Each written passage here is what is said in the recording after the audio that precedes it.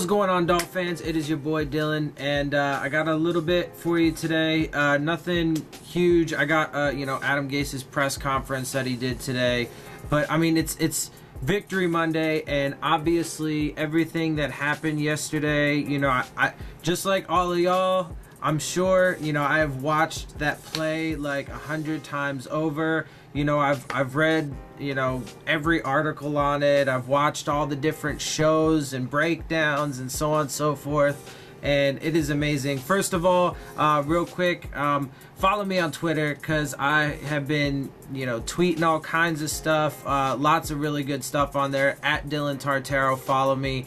And I mean, it's been exploding, obviously, and I mean, the feeling, I know you guys understand this, man. The feeling of it is just beyond words. I mean, the reactions from, I listened to the reactions from, the home commentation, commentary, the away commentary, the national commentary, the Spanish commentary. I didn't understand the Spanish because I don't speak Spanish, but I listened to them all, and it's just, all of them were amazing, and the reactions were just phenomenal. It was it was the Patriots commentary. One dude was like, "Oh Jesus," when after Ted Larson got his block and Kenyon Drake was coming around. Oh my God, it was phenomenal. And but it really does show, I mean, this entire game does show how this team fights for each other. I tweeted out at I just watched it, the speech in the locker room afterwards, and I've retweeted, the when Kenyon Drake walked in there and everybody's, fucking dapping him up and hugging, and they dump water on him and all kinds of stuff, blah, blah, blah, and it's amazing, and Adam Gase said something in his speech about it. He's like, this is how you fight. And I think that this team really does have a chance going forward. The offensive line played great, overall. Tannehill got sacked a bit, and Juwan James did step on his ankle, which, by the way, the good news on that front is Tannehill's walking around. He's a bit sore and stuff, but he's all right. So, there shouldn't be any reason to believe he won't, be ready and fine for this upcoming game. I'm sure I'm sure you guys understand how it is to, tweak your ankle or get stepped on or something. It hurts. You're sore for a bit, but he should be fine. But yeah, I mean, he's been playing great. I think since he's been back from the shoulder injury, if I remember my numbers correctly, he's got a 129.9 passer rating.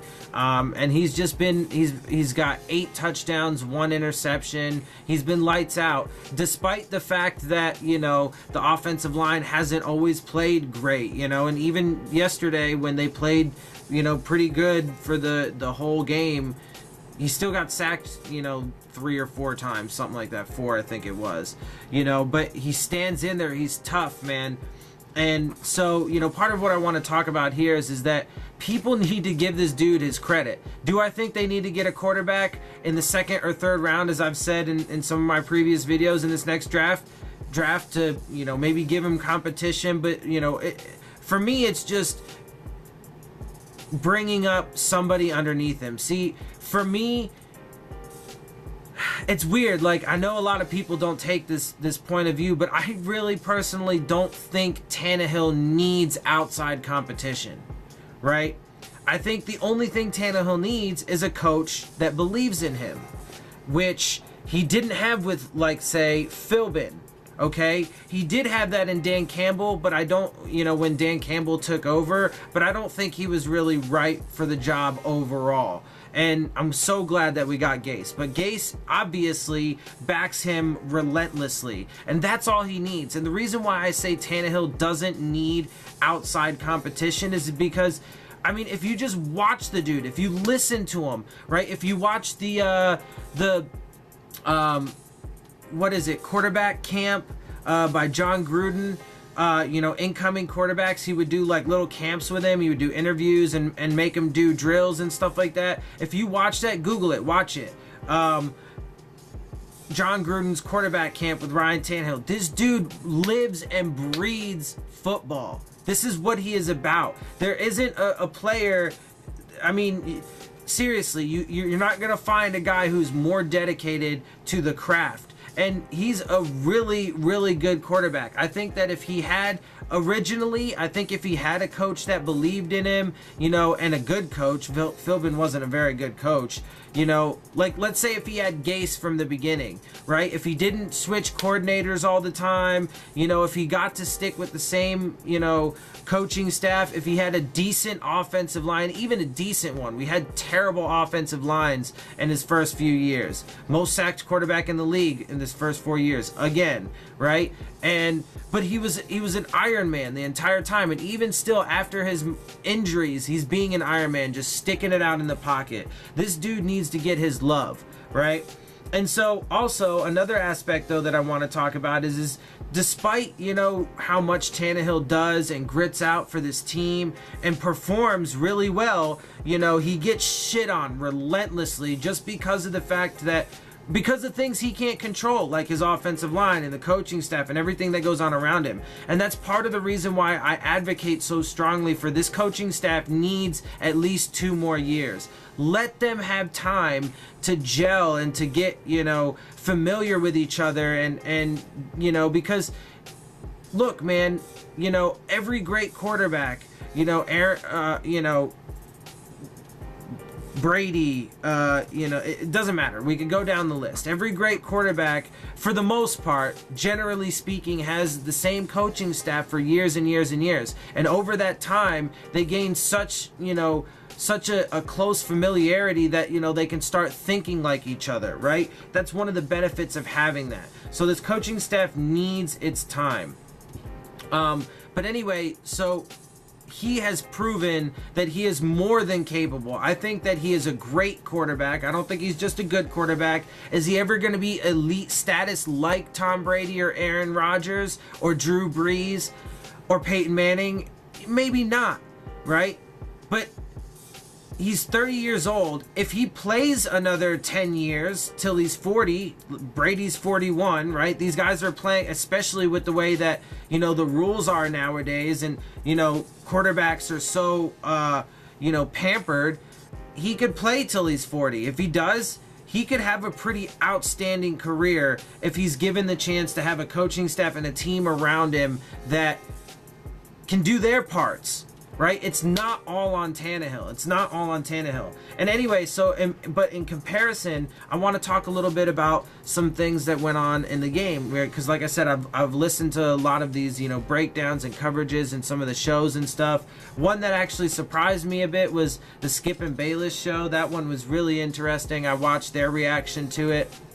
And it's funny because I both agreed and disagreed with the both of them. Shannon Sharp, Skip Bayless and Shannon Sharp. That it's their show, right? And Shannon Sharp, he was advocating for Belichick and not Brady, and it was the reverse for Skip Bayless, right? So anyway, point is though is one of them was talking about how Bill Belichick. Well, okay, so I'm just gonna lump it all in because a bunch of different places kind of talked about the same thing. So there was some arguments for Belichick and what happened that because people were saying he shouldn't have had Gronkowski in there, whatever.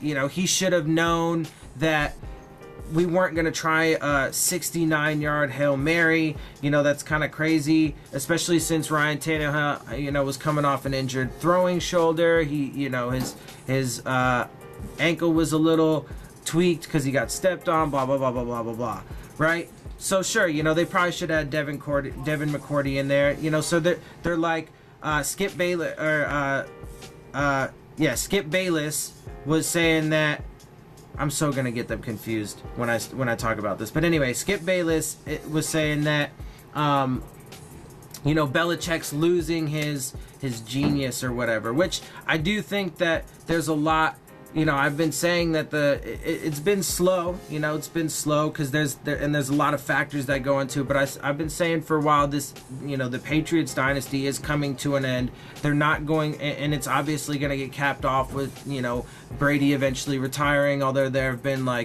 talk and rumors of Brady flirting with it, I guess, whatever. And eventually Belichick not being there as well. But anyway, he was talking. He made it. Some good points though about how it seems he might be losing it. But there were also arguments that because in Tom Brady's press conference afterwards, he said at the half, right, when he got sacked and then they missed out on an opportunity to get even just a field goal, that he didn't know they didn't have another timeout. I'm sorry, but I don't buy that. You're Tom Brady. You're supposed to be like the greatest quarterback ever. Hence the reason why they give you the GOAT title. And you didn't realize at the half, with the clock getting ready to run out, that you didn't have a timeout. I don't quite buy that, So there was the argument that, well, if he's the best of the best, how come he just somehow seemed to forget that he didn't know that he didn't have a timeout? Yeah, I don't know about that. That seems a little unrealistic to me. Also, Shannon Sharp was making some points that he had, in the second half, he had, 6 drives to score points and came up with six points, 2 field goals. I wish some people would give us some fucking credit though. And there have been some people for sure, but they didn't. Skip Bayless and Shannon Sharp certainly weren't giving us credit at all throughout the entire thing, and that's part of what I disagreed with them on. Because come on, man, give us some credit. We did some good things. But anyway, it was more like Belichick outsmarted himself. Shannon Sharp was saying that Belichick just outsmarted himself. Come on, dude, come on. But I think Skip's argument is better in that case, is that maybe he's just losing it. Although Skip did say, maybe he's kind of losing some heart or whatever a little bit too, because of the fact that he was forced to trade Jimmy Garoppolo and stay with Tom Brady and blah blah blah blah blah and a bunch of things. And obviously, there have been talk and reports about the relationship being fractured there in the top ranks of the organization. Man, you know what though? I do want to comment on this. I went through, reactions, like fan reactions. I think it's so funny though how people, good or bad, it doesn't matter what it is, they go extreme, man. Like It was funny. Patriots fans were like, man, Gostkowski needs to be fired, and people were just like imploding over what happened. And I get it though. It's huge and football's intense, but Jesus Christ, people need to learn to temper that shit a little bit. I get it, like in the moment, have your knee-jerk reactions, if you will, your instantaneous reactions, if you will. What else are you gonna have, right? But bro, like, some of that stuff is just absolutely irrational. But anyway, it's so funny to see people's reactions, and man, I'm gonna watch that shit a million times between now and next week and forever. That is definitely, without question, one of the greatest games and one of the greatest plays in Dolphins history. I think it's, let's see if I can get some of this right. It was the first time, there was some records set in this game. It was the first time in franchise history that we scored a touchdown, with no time on the clock, right? That we ran the clock out and got a walk-off touchdown in franchise history. I think it was also the longest in NFL history, 69 yards. Let's see. I think Frank Gore set a record. He became 5th all-time. He surpassed LaDainian Tomlinson for scrimmage yards, I believe it is. let's see what else. Brandon Bolden set an NFL record, I think, for his only 2 touches being touchdowns or something. I don't know. I tweeted all this stuff out. So again, follow me at Dillon Tartaro on Twitter to get, you know, all my tweets and retweets and stuff like that. But yeah, so I mean, it was some really good stuff, man, and I'm definitely gonna watch it a bunch. The last thing that I want to say before I close this out, I went, you know, on a hella rant. Lot to talk about, I guess, as it comes down to not a lot, but a lot at the same time. Anyway, the last thing I want to talk about is guys, look, I mean, there's legitimate chance at this point. You know, this team showed that they are really, you know, coming together. This was a phenomenal win. I think that we can carry this energy and momentum over into the week, have a great week of practice, go on the road and play a Vikings team, which they play tonight against the Seahawks. I'm going to be watching that game. Gase said that he's going to have it on in the background while he's doing preparation and work for this upcoming game. You know, but we play them. They've been struggling a lot throughout the season. I think it's a game we can win. If we can steal that one, the last 2 games are super winnable. Man, we stand a chance. And, you know, so Brandon Bolden emerging and doing things is helping to lift this team. You know, hopefully we can get Xavier Howard and Jake Brendel back for this upcoming game, get healthy and get some of our you know, key players, certainly one of our best defensive players back. That'll help. And look, man, we can go on a run. We can make it 5 games. We can do it, and we can get to 10-6. We can have another 10-6 season. We can make it to the playoffs. We can get one of those wild card spots. And interestingly enough, depending on how things go, there are still technically, although I have to admit it's a super long shot, but there, you never know, there is a chance that we still could win the division. Now, that would require the Patriots to lose, let's say, this upcoming Sunday against the Steelers. Possible, very possible, especially since they play in Pittsburgh. So if they lose that, they would drop to 9-5. And then if we beat the Vikings, that would raise us to 8-6, and then they play I think it's the Bills. Yeah, it's the Bills and then the Jets. But both of those games are in Foxborough, so that's why it's super unlikely that one of them beats the Patriots. But if that happened and we win out, we would both be 10-6, but we would have a superior division record, and that would give us the title in the East. Now, obviously, there needs to be multiple miracles within that time frame. Either the Bills or the Jets need to somehow beat the Patriots in Foxborough. That's one miracle. And I don't think it's so much of a miracle, but we definitely need to play a really good game against the Vikings this upcoming week. And, you know, we definitely need to have a little bit of luck on our side at least, right? So if I'm being honest. So, but anyway, we are primed. We are in great position. At the very least, guys, love this win. Live it up. Rewatch it a million times. And this is definitely going to be one for the history books. I am so glad and happy that I got to watch it. Like I said, I can't tell you how many times I've rewatched it. You know, I changed the background on my phone now to, you know, the Dolphins put out little screensavers and stuff. I changed my background on my phone.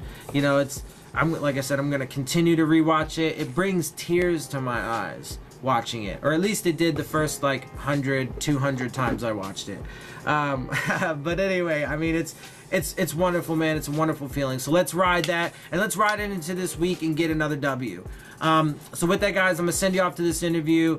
If you like my videos, make sure you hit the subscribe button. Make sure you hit the bell if you want the alerts. Hit the like button. I appreciate that. Leave your questions, comments, and concerns down in the comments section. I love interacting with you guys. Please get involved with me in this. Tell me how you feel. Express to me your joy. Tell me where you were. Tell me your experiences. You know, I really really, really, really wanna know your points of view, your emotions, your feelings. You know, it's phenomenal. It's because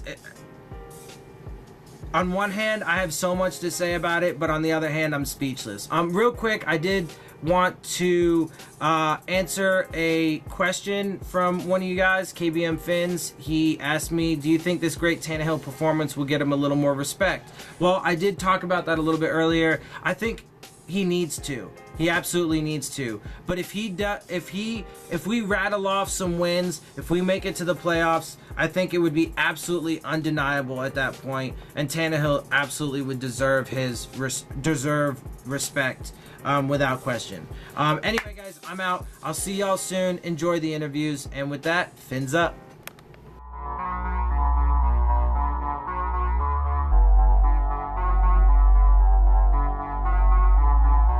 Marks or anybody last night? Yeah, I mean, I haven't really gone through them all.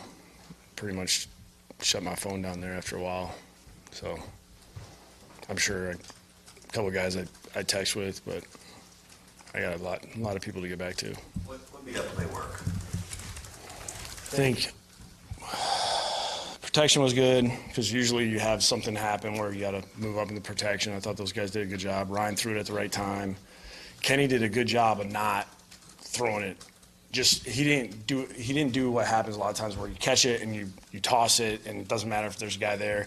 Him kind of noticing that guy there and then waited and pitched it to Devontae. And then after watching that, like Devontae was probably right with what he did to get it to Kenyon. I thought at the time he could have kept running and wait to pitch it to him because that's really what you're trying to do is get him to go as long as possible until he has to pitch it. But it's probably not a bad idea to give it to the guy that has probably better vision, and he's kind of been in that situation as a kickoff returner and running back. You think the Vikings have a pretty good rugby team? We might. It was a good effort. Good to see Ted down the field. I mean, a lot of linemen were down the field. Like, guys didn't give up on the play. Why did you shut your phone down? I just turned off the vibrate thing, put it on silent, because, I mean, it's just doing some other things. Working on Minnesota, so. Adam, when you practice that play, does Kenyon usually get the ball last, or can it be anybody? No, he usually gets it last. I mean, Devontae usually runs about 10, 15 yards, and then he pitches it to Drake, and Drake does some ridiculous touchdown dance going in. Why didn't we see that yesterday? The touchdown dance. I'm sure when it was real, he was just like, I better get in the end zone. Adam, we saw you guys score first drive, third game in a row. You guys responded every time they responded. They scored. Overcame penalties when you had long drives. Scored twice in the red zone. What, if you can encapsulate, what worked for you guys yesterday? It's same stuff we always do. We just execute better. I just thought guys did a good job of making plays when we need to. We stayed out of third down for the most part. And you can see why we need to. So I think our only conversion was a run. So we struggle on third down. So if we can stay first and second down, that's probably ideal for us. Was it the magnitude of the game, the opponent, knowing that your season's on the line with every single play? I mean, guys had a good week of practice. I guess they just felt good about the game plan, and it's a different feeling when you're fighting for your lives, football lives. You never know what's going to happen. You don't know if you lose one game, it's over. And guys were just wired in, ready to go. Adam, New England, just 6 second-half points. What did you like from your defense there in the second half? Seemed like that defensive line played. Just the effort was through the roof. I mean, they tried to play as well as they could as a group. When one of your best players isn't out there, you need every guy to just really do a good job of doing their job, and everybody just really stepping up in their spots to help the other guys out. So I think they did a great job of that, especially in the second half. How's Ryan's ankle? He's sore. He's walking around, so that's good. Adam, is there a story behind Brandon Bolden now getting carries later in the season? It was just, when we've lost all those other guys with whether it's Jakeem, Albert, it's just Brandon has a very wide skill set. Like, he can do things out wide in the backfield. You know, his pass protection, he's a really good pass protector. He just can do all three phases of the game. And, I mean, we started doing it. It's probably my fault that we haven't done it sooner. You know, we started doing it last week against Buffalo. So, you know, that was just kind of the starting point for us. And really, we just got to the rest of his plays. And now we can start over and try to build some more off of it. What's the plan with Xavier Howard for this week? We'll just see how he feels. I mean, it is what it is. We can't rush him, put him out there, and have something else happen. We just got to kind of wait and see how he feels and take it step by step. Did you guys have two nickel packages yesterday, one with Akins and one with Trey McTire? We were just kind of rotating those guys in. I think, you know, Walt played some base on first and second down, and we were just trying to, you know, play the guys we had. You know, I know Walt was ready to go. He wanted to contribute as much as possible, and, you know, we were just trying to rotate those guys in. And, you know, Walt's a bigger body. It kind of helps us with their receivers when it, you know, Josh and, you know, 84 in there. I mean, those are some big dudes. Although obviously Josh Allen ran for a lot of yards against just the running back, you know, classic plays out of the backfield. It's been pretty good results the last couple of weeks. Anything changed that you've noticed? I was just playing team defense. Guys playing hard, trying to really wire in on their gap responsibility. I think that has made a big difference for us. Adam, do you feel like the team's in a good position for what's to come the next 3 weeks? Are you feeling optimistic? Yeah, I better. I mean, are you kidding me? I mean, you just won a game that. The way you're playing and just the state. I like where we're at, and we're alive. I mean, we were 1 week at a time, but I mean, if you're not excited right now, then I mean, you might as well just go find something else to do. How much wiggle room do you feel like you have at this point? Probably not. Could you give an answer as to the discrepancy in how you play at home versus on the road? Well, we played tough teams on the road. You know, I mean, look at the guy. I mean, Cincinnati at the time was playing well. New England, we kind of caught where, you know, they had to get going, and obviously we helped them out there. You know, Indy's tough. Who else we played? Green Bay, Houston. I mean, those teams are all pretty good. So it's not how you play. You think it's more who you played? I mean, I think it's a little bit of probably everything. But, I mean, it's not like we're, like, going out there and just getting smoked by a team that's just not as, like, we're better than that team. You know what I mean? Like, you're playing at tough venues and tough quarterbacks. You know, you got to play really well. You got to play close to perfect. It's tough enough to win on the road, let alone make a bunch of mistakes, which we've done. We've made a lot of mistakes, turned the ball over. Had certain games where we're out of whack and giving up big rushing plays. You know, I mean, everybody's taking their turn. We have to tighten everything up and go in and play like we have down here. Does Hard Rock become one of the toughest places to win the league? I think it's hard. I mean, there's probably about seven of us over the last 2 years with about the same record. So, I mean, but it's good that we're up there. And there are, even though yesterday obviously is incredibly rare, there have been examples throughout football's history with, you know, Music City Miracle and Hail Flutie and all. What is it about Boise that made you latch on to that one? I think it's just gives you a chance to get the ball into the hand of a dynamic guy in space and has an opportunity to try to hit one.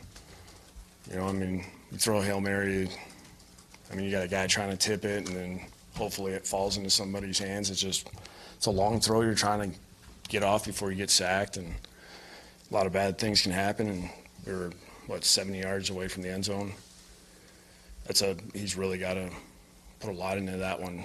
I don't know if he could have got it there, but that one, at least it gives you a chance. It gives you a chance almost like a kickoff return.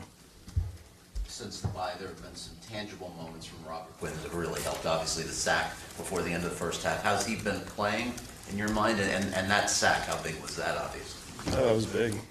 You know, I mean, avoided letting up points there after that whole, you know, I mean, that was about as bad of 4 plays as you could have. And, I mean, he's done a good job of trying to, you know, do what we need him to do to help us with the run game, but also allow him to pass rush at the same time. I feel like he's done a really good job of helping us out in the run game and tightening things down. And then he's done a good job when he gets one-on-ones. He's creating pressure. I don't think we've ever seen a game like that at any. Is that just a one-off in your mind, just a bad day at the office? I think we're going to take a look at it, just a couple of things to do in protection about what we could do. I think they had a really good rush. They did a really good job of kind of how they rushed us on that one, those 2 plays. And I thought Rizzy did a good job of flipping, you know, kind of some of our protections. We're going to the rugby style deal. And then we were able to go back, you know, against their defensive stay stuff. So, I mean, obviously we got to clean some things up with that group. I mean, that's a rare for us. That's very rare. And they did a good job of taking advantage of something they saw, and we'll clean it up and get ready for the next one. Why was Kenny Steele so successful yesterday? Right place, right time. I mean, we didn't call anything different, just thought the protection was good. The coverage dictated that the ball went there. I mean, when I saw the numbers after the game, I was shocked. So, I mean, it's rare to see like 8 and then everybody else had 1. I mean, that's not really how it's designed. But you don't always control what they call, and a couple plays just happen to work out that way. What did you think when he slid? He said after the game that he wasn't aware of the down and distance situation. I can't say what I was thinking. I was a little frustrated because I just knew, I was like, oh God, all of my plays are with Ryan running and he can't run. That's not good. But was Dow serving a different role for you guys than he has in previous games? Was he calling more plays or having more input? Same as always. How many times did you watch the final play last night? I saw it one time in the locker room and then one time after that. The locker room scene, anything you can tell us about it, the dumping water on each other, the euphoria? That was great. No, I'm happy for those guys. They work really hard, especially the last 2 weeks, to try to help us stay alive in this thing. It's good to be on that side of it instead of the other side. So, stay alive, and we'll see what happens this week. How many times do you get a post-game locker room scene in the regular season like you guys had? Probably not like that, but I mean, there's been a couple times where it's been similar to that, where guys are excited. I thought throughout the whole game yesterday, the sideline was awesome. I feel like each side of the ball picking each other up, and just the energy at halftime was probably something I've never seen before, as far as just the energy from the time we walked in to the time we left. It just never changed. Both sides talking to each other, encouraging each other. I mean, these guys were dialed in, and they were doing everything they could to put us in position to win. The 2 wired claims you made that obviously have helped a great deal of offenses here with Bolden and with Bryce Butler. Do you remember during that process when you, Mike, Chris, et cetera, are talking about it, did you voice an opinion on those 2 specifically early in the process when you were considering, making a claim with Bolden and signing Butler? Well, I think with we signed Bolden, we didn't claim him. I mean, he was a free agent. Right. He was a free agent. Exactly. So yeah. just to get you right on that one. Yeah. Thank you. I love when you're wrong. That's fun for me. That's quite all right. Thank you for clarifying. I think Brandon was probably an unexpected opportunity. I think Mike did a good job of working with his agent to get it done. I know I was talking to Brandon quite a bit during that time, just to explain to him kind of what our situation was and what we were looking for and how I felt he could impact our team. And obviously him and Danny are very close. And Danny was a big help with that as far as talking to me about how much he could help us and what he could do for the locker room and on the field. And, he even said at the time, he goes, he's a really good running back, just he hadn't played that spot in a while. And, as far as Bryce, I think, he came in, he worked out, did a good job, and, once we got him on the practice field, then we kind of started figuring out what's best for him, what he could do, how he could help us. Adam, you talk about the 24-hour rule, but after yesterday, I can't help but wonder, are you sort of hoping that yesterday kind of carries over and you get that momentum going for next week after? Yeah, I don't think that's going to be hard when you get to this point of the season and guys know every game is do or die, basically. A win like this can help you. We're not going to sit there and talk about it all day long. I mean, they're going to get ready for the next one. They know that we're going to play a team that's really good. And it's going to be a challenge offensively. It's going to be a challenge defensively and special teams. I mean, it's all three phases. We're going to have to play really well. Is this a game you watch live tonight, or you do it with our stuff? I'm sure I'll have it on in the background. But there's a lot of stuff to do. And do you guys show the team the standings, the playoff standings, and where you guys are each week? It just depends when it is. Like when I feel like it's necessary to kind of maybe show where we are, just to remind everybody. I think the biggest point we made maybe a few weeks ago, because some people are so negative and your season's over and this and that.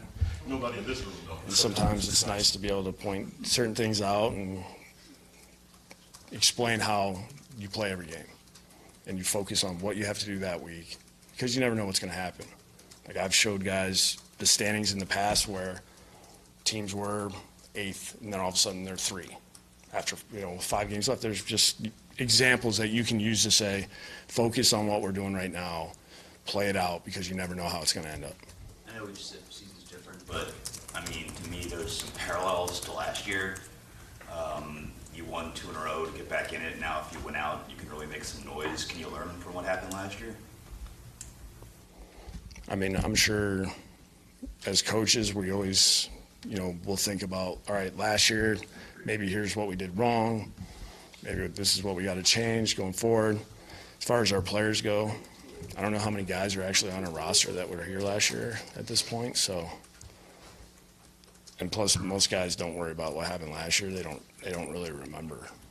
They're not worried about it. They're so focused on here now that last year doesn't mean anything to them. Well, put it this way, you said last week you learned a lot about the last few weeks. Are you going to learn a lot about the team these 2 weeks? Yeah, I'm pretty sure I'd have a good feel of what this team's about. Our guys, it's a good group of guys, man. They work hard and they give you everything you have. That's good. Alright guys, you've reached the end of my video. This is the end of the interviews. I hope you enjoyed those. I hope you enjoyed my show. Also, as a whole, if you did, make sure you hit the subscribe button. Make sure you hit the bell if you want to get the alerts. Make sure you hit the like button. And please share your questions, comments, and concerns down in the comment section. I love interacting with you guys. It's for you. This is for you.